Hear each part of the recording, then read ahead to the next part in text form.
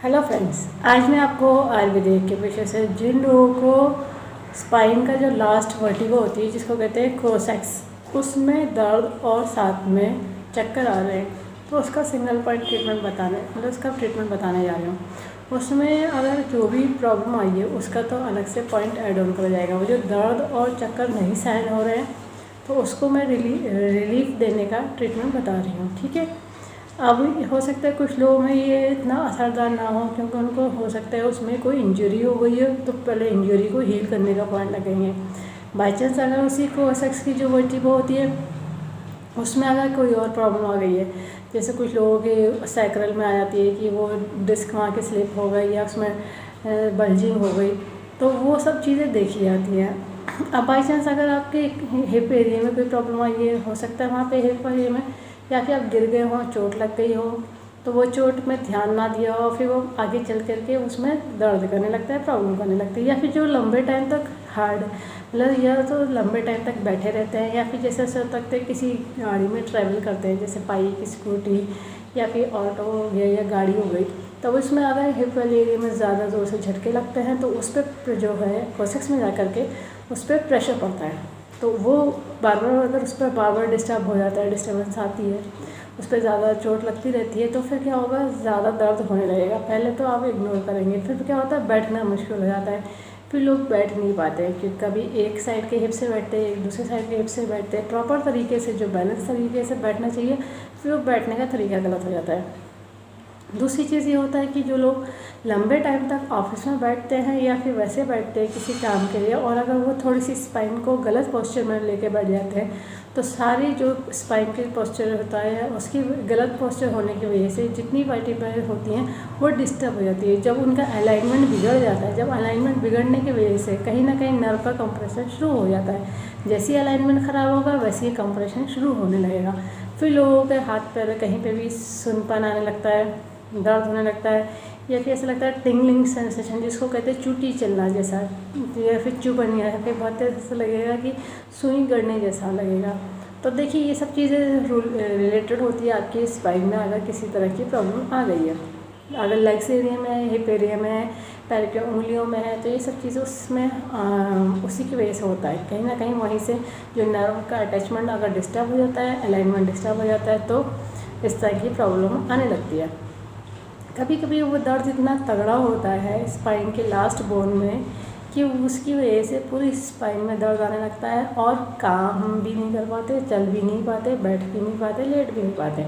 अगर स्पाइन के last point में अगर दर्द बहुत ज़्यादा है और उसके साथ साथ चक्कर आ रहे हैं, तो कहीं ना कहीं आपकी जो स्पाइनल कॉर्ड, जो इसके अंदर की ब्लड को सप्लाई, ब्रेन को पहुंचाने वाली जो बोन मेरो के थ्रू मतलब वहाँ से ब्लड सप्लाई होता है, वो कहीं ना कहीं डिस्टर्ब हो रही है। अगर वो डिस्टर्ब हो रही है तो समझ जाइए कहीं ना कहीं इसमें बड़ा रिस्क भी हो सकता है, क्योंकि ये ब्रेन को अगर ब्लड सही से नहीं देगी तो फिर ब्लड नहीं पहुँचने की वजह से ब्रेन पूरा डिस्टर्ब हो सकता है, फंक्शन डिस्टर्ब हो सकती है, और साथ ही साथ कहीं अचानक कभी किसी लोगों को हेमरेज हो जाता है, क्लॉटिंग हो जाती है, या फिर ब्रेन में कोई और प्रॉब्लम आ जाती है। कभी कभी कोई भी फंक्शन ब्रेन का अगर डिस्टर्ब हो जाता है तो वो भी इसका मतलब होता है कि कहीं ना कहीं स्पाइन में भी कोई प्रॉब्लम आई है, ठीक है। ये सब चीज़ें तो आपको मैंने रीज़न बता दिया।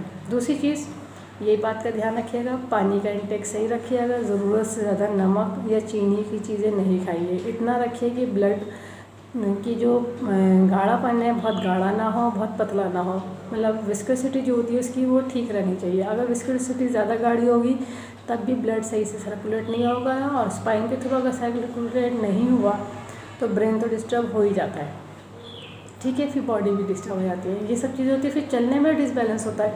ऐसे लगता है कि किसी ने कुछ कहते हैं कि वो कैसे चल रहा है, कि कहीं कहीं नशा कर रहा है। बाई चांस तो उसमें ऐसा नहीं है, कभी कभी स्पाइन में अगर प्रॉब्लम आई होती है तो वो सीधे तरीके से, बैलेंस तरीके से नहीं चल पाते हैं, कि कहीं पे पैर रखते हैं और कहीं पे जाके होता है। कभी कभी सीधे चल रहे हैं तो एक तरफ को मूव कर जाते हैं अचानक से, पता भी नहीं चलता है, तो क्या होता है, ब्रेन को सिग्नल सही नहीं मिल रहा है, ये सब चीज़ें हो जाती है, ठीक है।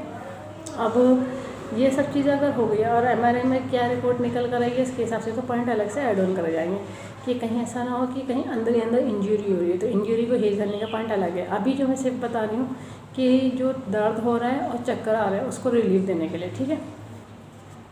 लगाने के लिए ज़रूरत होगी डॉक्टर टेप की, पेपर टेप की, किसी मेडिकल या सर्जिकल के शॉप से ले लीजिएगा। हाफ इंची के टेप, स्किन फिंगर टेप पे कोई वैसा टेप नहीं यूज़ करिएगा, इस बात का ध्यान रखिएगा।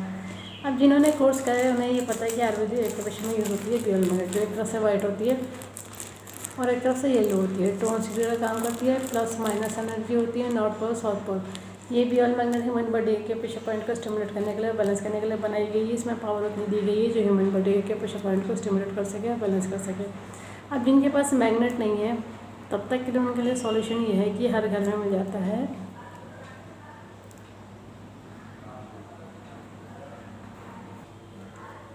तो मेथी दाना। मेथी दाना ये वही दाने होते हैं जो खाए जाते हैं, तड़के में छौके में इस्तेमाल कराए जाते हैं। इनका काम होता है प्रेशराइज करना। अगर आपने मेथी दाना लगा रखा है तो दिन भर में गीला हो जाता है, इसको हटा दीजिए, फिर नया मेथी दाना लगा लीजिए।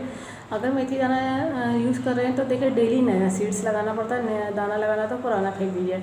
और ड्यूल मैग्नेट यूज़ हो रही है तो लाइफ टाइम रीयूजेबल होती है। ड्यूल मैग्नेट को बार बार रीयूज़ करा जाता है, बार बार इस्तेमाल करा जाता है और गीले होने से कोई फ़र्क नहीं पड़ता। बस ध्यान रखना पड़ता है कि निकल के ना गिरे, इतना ही ध्यान रखना पड़ता है, ठीक है। पॉइंट की लोकेशन जो मैं बता रही हूँ उसको समझ जाइएगा। पॉइंट जो होंगे TCM जो होंगे, जिन्होंने TCM पढ़ी वो लोग तो समझ जाएंगे, बाकी लोग लोकेशन देख करके पॉइंट लगा लीजिएगा। और TCM के पॉइंट पे या तो ड्यूल मैग्नेट लगेगी या फिर मेथी दाना लगेगा, कलर नहीं लगेगा। कलर का जिनको नॉलेज है वही लोग लगाइएगा। देखिए ये हमारा मिडिल फिंगर में मिडिल जॉइंट है। मिडिल जॉइंट में बिल्कुल सेंटर में ये पॉइंट आता है। यहाँ पे जो सेंटर में मेरिडियन चलती है वो गॉल ब्लैडर की चलती है।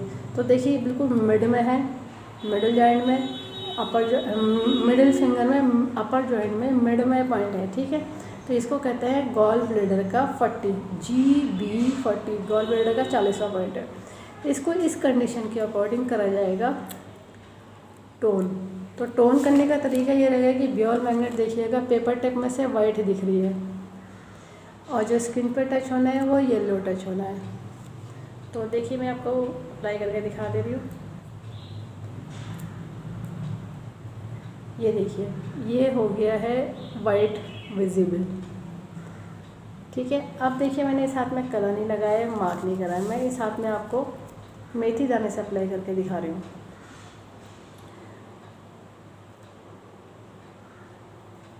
ये देखिए ये मेथी दाना से दिखा दिया है और ये ड्यूल मैग्नेट से दिखा दिया है। जिन्होंने ड्यूल मैग्नेट लगाई है तो वो वाइट दिख रही है, जिन्होंने मेथी दाना लगाया तो उसको एक पॉइंट को 5-5 बार प्रेशराइज करके छोड़ दीजिएगा। जब भी टाइम मिले मेथी दाने वाले को प्रेशराइज कर लीजिएगा। ड्यूल मैग्नेट को प्रेशराइज नहीं करा जाता, इस बात का ध्यान रखिएगा। 10 से 12 घंटे लगा के रखिए और इसके अलावा जो भी डिटेक्ट हुआ है रिपोर्ट में उसके बारे में कंसल्ट कर लीजिए। और इस बात का ध्यान रखिएगा ये पॉइंट सिर्फ उस जगह के दर्द को रिलीफ देने का और चक्कर आने का जो प्रॉब्लम आ रही है उसको ठीक करिएगा, ठीक है। बहुत तेज़ी से चक्कर आ रहे हैं तो कहीं ना कहीं आपकी स्पाइन में प्रॉब्लम आ रही है, इस बात का ध्यान रखिएगा। और इस वीडियो को ज़्यादा से ज़्यादा शेयर करिए ताकि लोगों को पता चल जाए आयुर्वेदिक के पेशे से सभी तरह के डिजीज़ को ट्रीट कर देते हैं, क्योर कर देते हैं, कंट्रोल कर देते हैं, रूट कॉज को ठीक कर देते हैं। फ्यूचर में ज़्यादा प्रॉब्लम नहीं आती, बस लाइफ स्टाइल को ठीक रखना होता है। इस वीडियो को एंड तक देखने के लिए thank you. See you next time.